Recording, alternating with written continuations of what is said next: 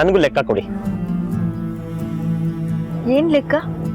ಅದೇ ಆಕಾಶ ನೋಡ್ತಾ ಎಷ್ಟು ನಕ್ಷತ್ರ ಇದೆ ಅಂತ ಎಣಿಸ್ತಿದ್ದೀರಲ್ಲ, ಅದ್ರ ಲೆಕ್ಕ ಕೊಡಿ.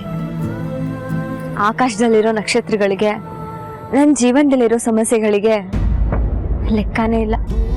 ಯಾಕ್ರಿ ಇಷ್ಟು ಬೇಜಾರಲ್ಲಿದ್ದೀರಾ? ಏನಾಯ್ತು? ಎಷ್ಟು ವಿಚಿತ್ರ ನೋಡಿ. ನಾನು ನೀವು ಯಾರ್ಯಾರ್ದೋ ಮದ್ವೆನ ಅದ್ಧೂರಿಯಾಗಿ ಶಾಸ್ತ್ರೋಕ್ತವಾಗಿ ನಡ್ಸ್ಕೊಡ್ತಿದ್ವಿ. ಆದ್ರೆ ನಮ್ಮ ಮದ್ವೆ ನಮ್ಗೆ ಗೊತ್ತಿಲ್ಲದೆ ಹೇಗೋ ನಡೆದೋಯ್ತು. ಇಷ್ಟು ದಿನ ಮದ್ವೆ ಅಂದ್ರೆ ನನಗೊಂದು ಕನಸು. ಆದ್ರೆ ಈಗ ಮದ್ವೆನೇ ನನಗೆ ಶಾಪ ಆಗೋಯ್ತು ಅನ್ನಿಸ್ತಿದೆ. ಮುನಿಯಮ್ಮ, ನಿಮ್ಮನ್ನ ದೂರ್ತಾ ಇಲ್ಲ, ನನ್ನ ಪರಿಸ್ಥಿತಿನ ಹೇಳ್ತಾ ಇದ್ದೀನಿ ಅಷ್ಟೆ. ಮದ್ವೆ ಅನ್ನೋದು ಬರೀ 2 ಮನಸ್ಸುಗಳು ಸೇರೋದಲ್ವಲ್ಲ, 2 ಮನೆಗಳು ಸೇರೋದು. ಆದ್ರೆ ನಮ್ಮ ವಿಷಯದಲ್ಲಿ ಅದ್ಯಾವುದೂ ಆಗೇ ಇಲ್ವಲ್ಲ. ನಿಮ್ಮಮ್ಮ ನನ್ನನ್ನ ಸೊಸೆ ಅಂತ ಯಾವತ್ತೂ ಒಪ್ಕೊಳ್ಳಲ್ಲ. ಈ ಮದ್ವೆಗೆ ಅರ್ಥ ಇದೆಯಾ ರಾಜ್? ಅರ್ಥ ಇಲ್ಲ ಅಂತ ನಿಮಗೆ ಅನಿಸ್ತಿದ್ಯಾ? ನಿಜ, ನಮ್ಮಮ್ಮ ಈ ಮದುವೆ ಒಪ್ಕೊಂಡಿಲ್ಲ. ಹಂಗಂತ ಒಪ್ಕೊಳ್ಳೋದೇ ಇಲ್ಲ ಅಂತಲ್ವಲ್ಲ.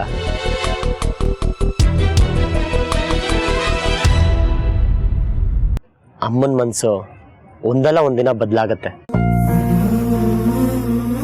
ನೋಡಿ. ನೀವು ತಲೆ ಕೆಡಿಸ್ಕೋಬೇಡಿ. ಆಕಾಶದಲ್ಲಿ ಚಂದ್ರ ಇಲ್ಲ, ಹಾಗಂತ ಬರೋದೇ ಇಲ್ಲ ಅಂತಲ್ವಲ್ಲ.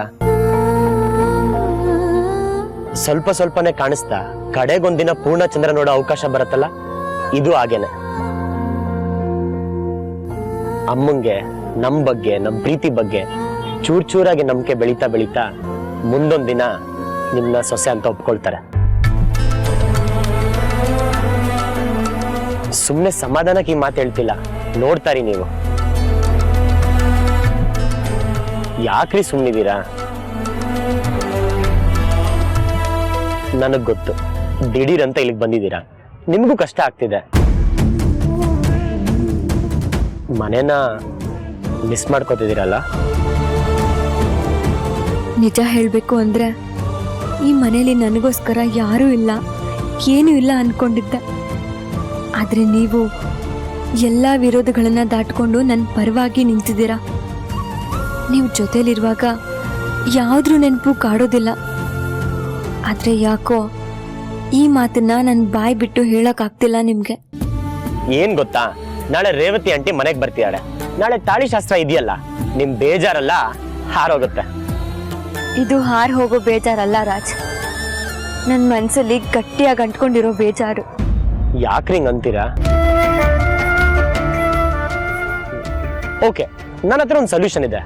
ಅದನ್ನ ಹಾಕಿದ್ರೆ ನಿಮ್ಗೆ ಅಂಟ್ಕೊಂಡಿರೋ ಬೇಜಾರು, ತಲೆನೋವು, ದುಃಖ, ಅದು ಇದು ಕೆಲ್ಸಕ್ಕೆ ಬರದಿರೋದೆಲ್ಲ ಕಿತ್ಕೊಂಡು ಹೊಟ್ಟೋಗತ್ತೆ. ಏನದು? ನಗು. ನಗ್ನಗ್ತಾ ಇರಿ. ನೀವ್ ನಗ್ನಗ್ತಾ ಇದ್ರೆ ಬೇಜಾರು ಎಲ್ಲಿಂದ ಬರುತ್ತೆ ನಾನು ನೋಡ್ಬಿಡ್ತೀನಿ. ನೋಡಿ ನೋಡಿ, ಇದನ್ನೇ ಬೇಡ ಅಂತ ಹೇಳೋದು. ಈ ತರ ಕೋಪ ಮಾಡ್ಕೊಂಡ್ರೆ ಕಷ್ಟ ಆಗತ್ತೆ ಕಣ್ರಿ. ಕೋಪ ಬೇಜಾರ್ಗಿಂತ ಡೇಂಜರ್ ಕಣ್ರಿ. ಒಂದ್ಸತಿ ಅಂಟ್ಕೊಬಿಟ್ರೆ ಹೋಗೋದೇ ಇಲ್ಲ. ಹೇಳಿ ಕೇಳಿ ಮುನಿಯಮ್ಮ ನೀವು, ನಿಮ್ಗಂತೂ ಸಿಟ್ಟು ಬೇಗ ಅಂಟ್ಕೊಳತ್ತೆ. ಸೊ ಸಿಟ್ಟನ್ನ ಹತ್ರಕ್ಕೆ ಸುಳ್ಳಿಯೋಕ್ಕೂ ಬಿಡ್ಬೇಡಿ. ಎಲ್ಲಿ ಸ್ವಲ್ಪ ನಗಿ ನಗಿ, ಸ್ವಲ್ಪ ನಗ್ರಿ, ನಗಿ.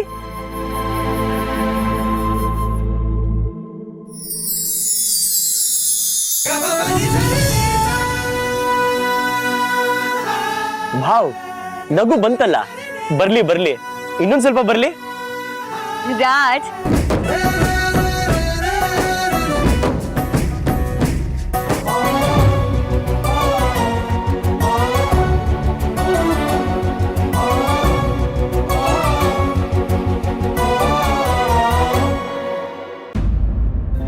ಗಣಪತಿ, ಹಾ ಬಾಬಾ. ತೆಂಗಿನಕಾಯಿ ಇಲ್ಲಪ್ಪ. ಬರ್ತಾ ಇದೆ, ಹೇಳಿದ್ದೀನಿ. 5 ಕಾಯಿ ಹೂ ಸುಲಿಯಕ್ಕೆ ಹೇಳಿದ್ಯಾ? ಹಾ ಸರಿ. ಹೂವು ಅಷ್ಟೇನಾ? ಹೂವನ್ನು ಬರ್ತಾ ಇದೆ. ರೀ, ಹಾ. ನಾನು ಈ ಮದ್ವೆನ ಒಪ್ತಾ ಇದ್ರು, ಅವಳು ನನ್ನ ಸೊಸೆ ಅಲ್ಲದೆ ಇದ್ರು, ನಿಮ್ಮ ಧರ್ಮ ಪತ್ನಿ ಆಗಿ ನೀವು ಹೇಳಿದ ಕೆಲಸ ಮಾಡೋದು ನನ್ನ ಕರ್ತವ್ಯ. ಆ ಕಾರಣದಿಂದ ನಾನು ಈ ಶಾಸ್ತ್ರ ಎಲ್ಲ ಮಾಡ್ತೀನಿ.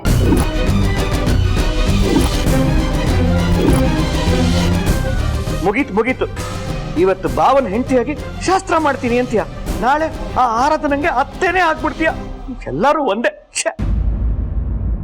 ಸಂತೋಷ ಸಾವಿತ್ರಿ, ತುಂಬಾ ಸಂತೋಷ.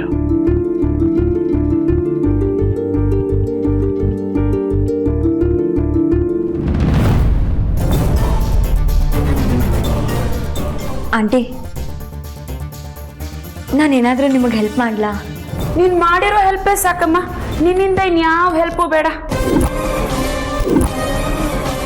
ಆಂಟಿ, ಅದು ನೀನ್ ಇನ್ನೇನು ಹೇಳೋದು ಬೇಡಮ್ಮ. ಅದೇನೋ ತಾಳಿ ಶಾಸ್ತ್ರ ಮಾಡ್ತಾರಂತಲ್ಲ, ನೀಟಾಗಿ ಅಲಂಕಾರ ಮಾಡ್ಕೊಂಡು ಹೋಗಿ ಕುತ್ಕೋ. ಆದ್ರೆ ಒಂದ್ ನೆನ್ಪಲ್ಲಿ ಇಟ್ಕೋ, ನೀನ್ ಕುತ್ಕೊಳ್ಳೋದು ನನ್ನ ಮಗಳ ಜಾಗದಲ್ಲಿ. ಎಷ್ಟು ಹೊಟ್ಟೆ ಉರ್ಸ್ತಿರೋ ಉರ್ಸಿ. ಬರೀ ಅಳದೇ ಆಯ್ತಲ್ವೇ ನೀನ್ ಹಣೆ ಬರಹ? ಅಲ್ಲ, ಅದೇನ್ ಪಾಪ ಮಾಡಿದ್ದೆ? ಪಾಪ ಮಾಡಿರೋರ್ ಜೊತೆ ಒಂದೇ ಮನೇಲಿರೋದು ಪಾಪನೇ ಅನ್ಸುತ್ತೆ, ಅದಕ್ಕೆ ಅನುಭವಿಸ್ತಿದ್ದೀನಿ.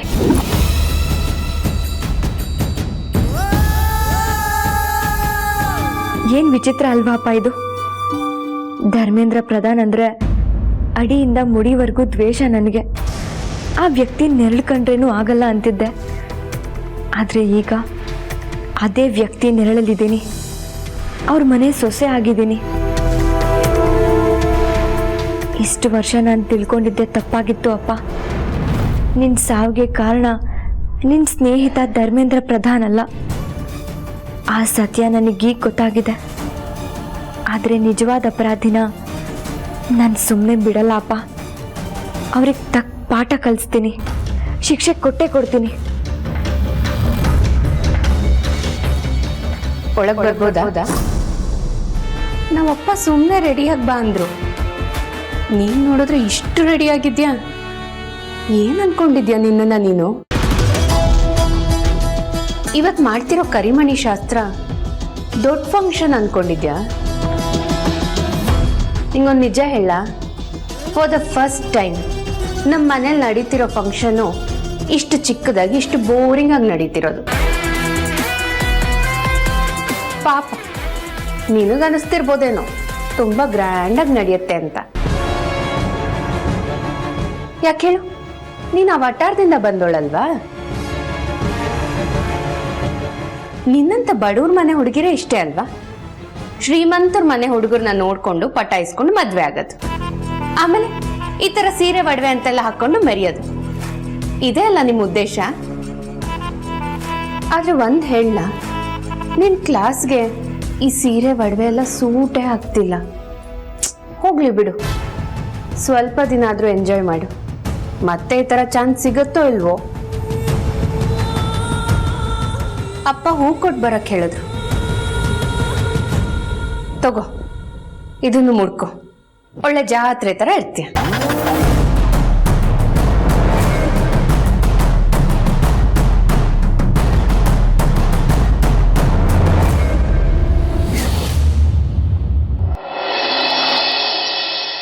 ಅಬ್ಬಾ,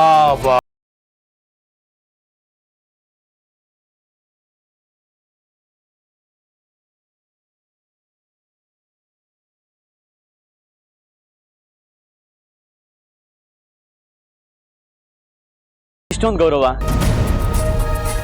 ಮೊದ್ಲಿನ ತರ ರಾಜ್ ಅಂತ ಮಾತಾಡ್ಸ್ಬೋದಲ್ಲ, ಇಲ್ಲ ಅಂದ್ರೆ ಬೇರೆ ಯಾರೋ ಮಾತಾಡ್ದಂಗ ಅನ್ಸುತ್ತೆ. ಅದೆಂಗಾಗುತ್ತೆ ಹೇಳಿ ಅಂದ್ರೆ, ನೀವು ನಮ್ಮ ಪ್ರೀತಿಯ ರಾಜಲಕ್ಷ್ಮಿನೇ ಇರ್ಬೋದು, ಆದ್ರೆ ಈಗ ನೀವು ನಮ್ಮ ಅಳಿಯ. ಆ ಸ್ಥಾನಕ್ಕೆ ಒಂದು ಗತ್ತಿದೆ ಅಳಿ ಅಂದ್ರೆ.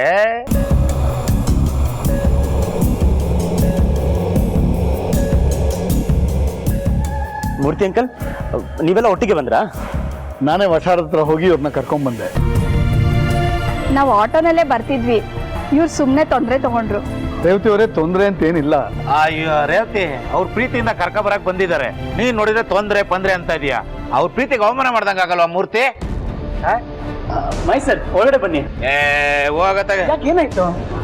ಇನ್ನೇನಾಗ್ಬೇಕು? ನೀನು ನನ್ನ ಮಗಳನ್ನ ಮದುವೆ ಆಗಿದ್ಯಾ, ಈಗ ನೀನು ನಮ್ಮ ಅಳಿಯ. ಪ್ರೀತಿಯಿಂದ ನನ್ನ ಮಾವ, ಇವಳನ್ನ ಅತ್ತೆ ಅಂದ್ರೆ ಆಗಲ್ವಾ?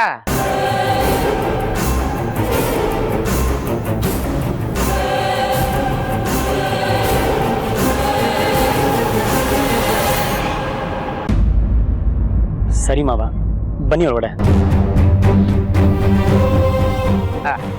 ನಡಿ ರೇವತಿ, ಹಳೇಂದ್ರ ಕರಿತಾವ್ರ, ನಡಿ ನಡ್ರಿ.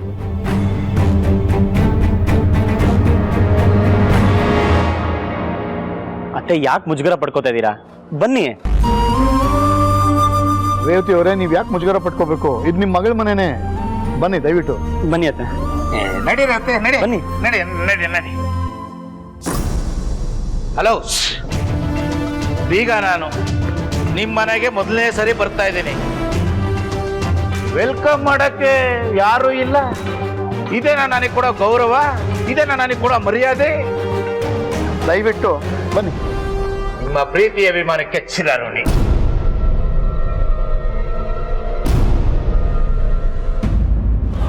ನಮಸ್ಕಾರ ನಮಸ್ಕಾರ.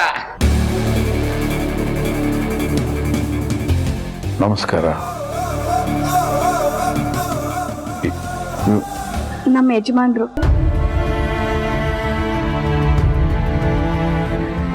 ನಮಸ್ಕಾರ.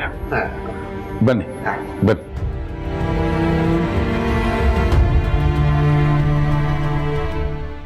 ಕೂತ್ಕೊಳ್ಳಿ.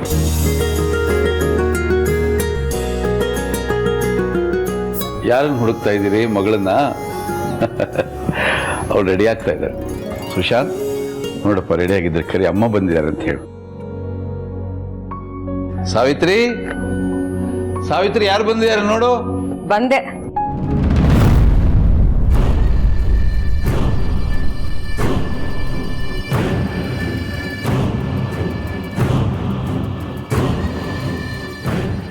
ನಮಸ್ತೆ. ಬೀಗ್ತಿ ಅವ್ರಿಗೆ ನಮಸ್ಕಾರ.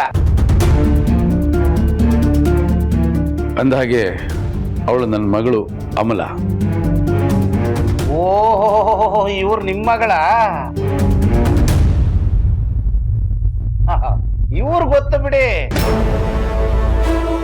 ಅವಾಗ ಅವಾಗ ನಮ್ಮ ಒಟಾರಕ್ಕೆ ಬರ್ತಾನೆ ಇರ್ತಾರೆ. ನೆನ್ಪಿದ್ದೀರಮ್ಮ? ಹಾ ಹಾ.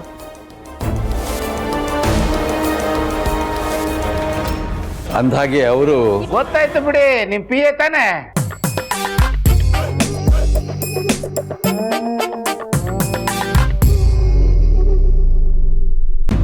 ನೀವ್ ಹೇಳದೆ ಬೇಡ, ಈ ದೊಡ್ಡ ದೊಡ್ಡ ಬಿಸ್ನೆಸ್ ಮಾಡೋರ್ಗೆ ಈ ಪಿ ಎಗಳು ಇರ್ಲೇಬೇಕು. ರೀ, ನಾನು ಪಿ ಎ ಅಲ್ಲ, ನಾನು ಧರ್ಮ ಅವ್ರ ಬಾಮೈದ. ಓ ಹೌದಾ? ಸಾಕ ನಿಮ್ ಮುಖಕ್ಕೆ ಮಂಗಳಾರತಿ. ಅವರು ಅವ್ರ ಧರ್ಮಪತ್ನಿ ಕಾಂಚನ ಅಂತ. ನಮಸ್ಕಾರ ನಮಸ್ಕಾರ. ಮನೆ ಹುಡ್ಕೋದೇನ್ ಕಷ್ಟ ಆಗ್ಲಿಲ್ಲ ಅಲ್ವಾ? ಆರಾಮಾಗಿ ಬಂದ್ರಿ ತಾನೆ? ಆರಾಮಾಗೇನು, ಕಾರಲ್ಲಿ ಜೂಮ್ ಜಾಮ್ ಅಂತ ಇಲ್ಲೇವರೆಗೂ ಬಂದ್ವಿ. ಇಲ್ಲಿಗೆ ಬಂದ್ಮೇಲೆ ಗೊತ್ತಾಗಿದ್ದು, ಮನೇನಾ ಸ್ವಾಮಿ ಇದು? ಒಳ್ಳೆ ಅರಮನೆ ಇದ್ದಂಗಿದೆಯಲ್ಲ. ಇಂಥ ಮನೆನ ನಾನು ಯಾವತ್ತೂ ನೋಡೇ ಇಲ್ಲ.